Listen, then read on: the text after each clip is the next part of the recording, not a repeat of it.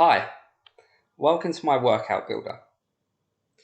Within this workout builder demo, I'm going to explain to you exactly how to make your workout and to give yourself a little bit of variation, which is awesome. So to begin with, we're just going to start on this top line. Okay, you have 5 subjects: mobility, prehab, rehab, core, HIIT, and recovery. Now, typically you would work from left to right: mobility towards prehab, rehab, to core, then HIIT and recovery. Now, you're likely to have a section in between your core and HIIT, and that would be your resistance section down here. Okay, that would be your typical path. So again, a little explanation: from mobility to prehab to rehab to core. You may want to then have some resistance to go finish on some HIIT and some recovery. I'm going to run you through each section individually so you get a good idea of the exercises and how you can form your workout. We're going to start with mobility. So mobility is to try and really help you improve your range of movement at a joint. And this is why it's so important to start with this. It will actually help the efficiency and effectiveness of your workout thereafter. You have 7 exercises here to choose from, and they all vary through different joints and combinations of muscles. Now, I'd recommend choosing 2 exercises to begin with, again working on the areas that you may feel a little bit tight or you're lacking movement through the muscles or the joints that surround these exercises.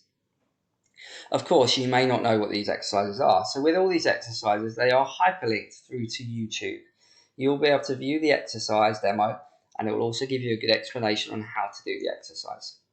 So first of all, choose 2 mobility exercises and repeat them 2 times or 3 times per exercise, and again your choice of reps, but I would recommend around 10 to 20 reps of each, 2 to 3 sets. You would then move on to your prehab rehab section. Now, this is only suitable for you if you are looking to prevent injury in a certain joint or area of the body, or even rehabbing from an injury.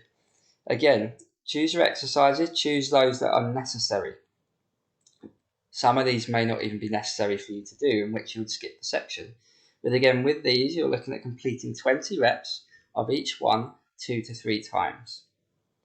Next, we move on to your core section.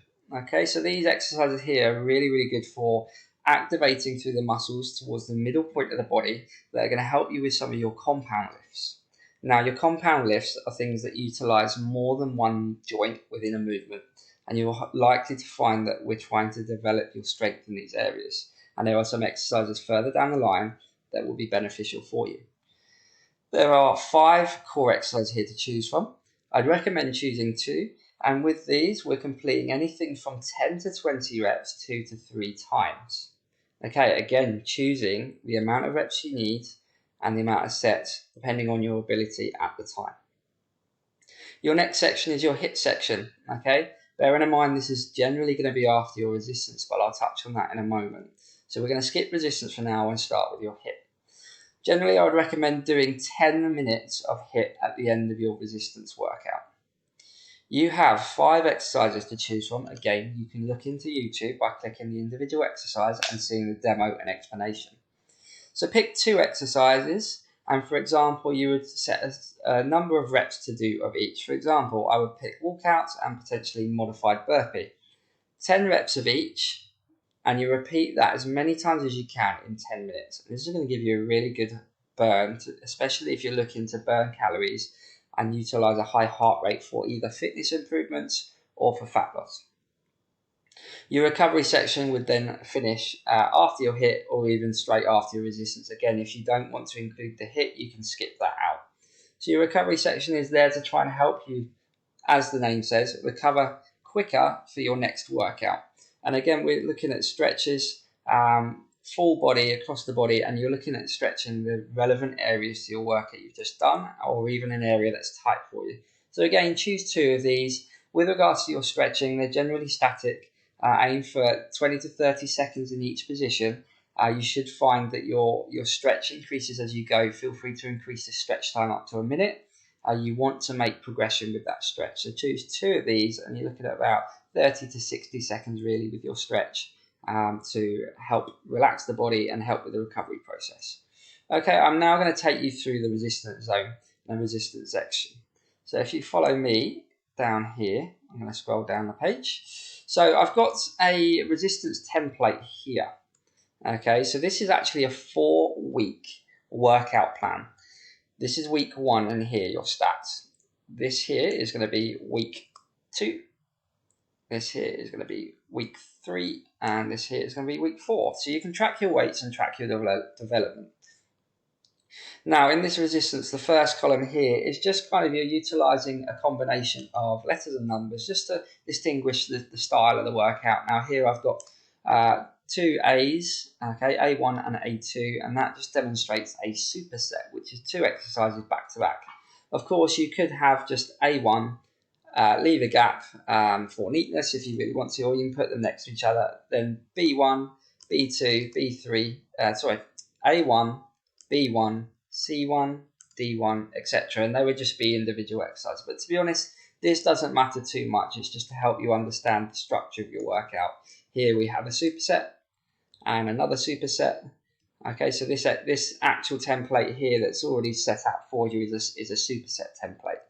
Now, I've given you a general guide. This is a full body template that's currently input in here. Of course, you don't have to stick to that. But what you'll do is you'll copy and paste an exercise in. So for example, this is your template, copy and paste a glute exercise. Now your glute exercises are towards the bottom. So for example, I am going to copy and then paste into here your exercise, and lovely, it comes up. Then copy and paste another glute exercise, for example, glute kickbacks. I'm going to paste that in there. Of course, in this template, you won't be able to access the videos, so you have to access the videos through your guide down the bottom and above. Okay, so for example, you would do that exactly the same. So I'm just going to copy and paste a couple more in so you get the idea. Okay, and then I've got a shoulder exercise, and I'm completely doing this randomly, which is great. You can complete a completely random workout and also varying workouts. Okay, so that is how you would you fill out your exercises in here, and you'd complete that for the desired number of exercises that you want in. You would then choose the weight that you're going to use. Now, a lot of these exercises are body weight exercises, so they're there to help you with the beginning stages of certain movements and to help you progress into more difficult exercises as you go. Now, bird dog is a body weight exercise, so I'm just going to put 0 in there. Okay, now some of these are resistance band based exercises. So if you get down to this one, resistance band lateral raises. So rather than putting 0, you're going to put maybe the color of the band that you're using. So I'm just going to put red for the red band. Okay. In your reps, what the great thing is here, you can choose between a number of different rep ranges or reps. Now I've got a guide already set in place in here, so it's making it easier for you to understand your reps. So for example, I'm going to have a high rep count, which is a little bit less challenging, okay, because you're not going to have to go too heavy, and especially it's body weight. So we're going to stick with kind of a rep range, let's say, for example, for this, between 12 and 20. I'm going to do exactly the same for all of them.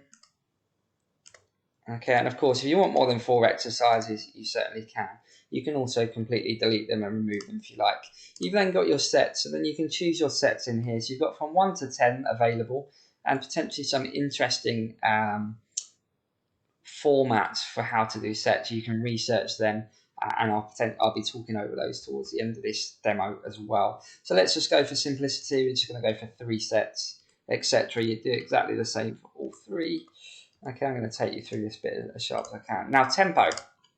I'll explain this a little bit more at the bottom so that you understand what this is. But this is basically the speed of your rep.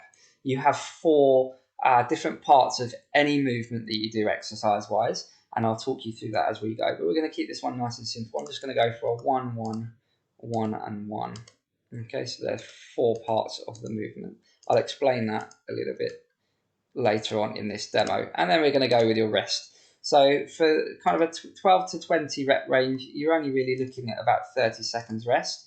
And this is a superset, so you wouldn't actually rest after the first exercise. You'd go straight into your second one. So the rest is going to be after your second exercise. So I'm just going to put 30 seconds in here. Lovely. So that is your workout for week 1, or that is your template that you can create. Of course, you can create multiple workouts by copy and pasting your sheet and creating a duplicate sheet to have a second workout for that month. Okay, this is week 2. And you'll do exactly the same. So you might progress with certain exercises. Of course, these are all body weight. You might progress the band. You might then go to a black band, okay, which might have a little bit more tension. You're going to keep the rep range the same just to keep it simple. You may want to change the rep range. It depends how advanced you are with regards to knowing about programming. And of course, you can research a lot of programming online and see what you want to do. But we're going to keep them the same. Okay, 3 sets. You may even start to increase the sets. So the following week, you might want to actually do 4 sets.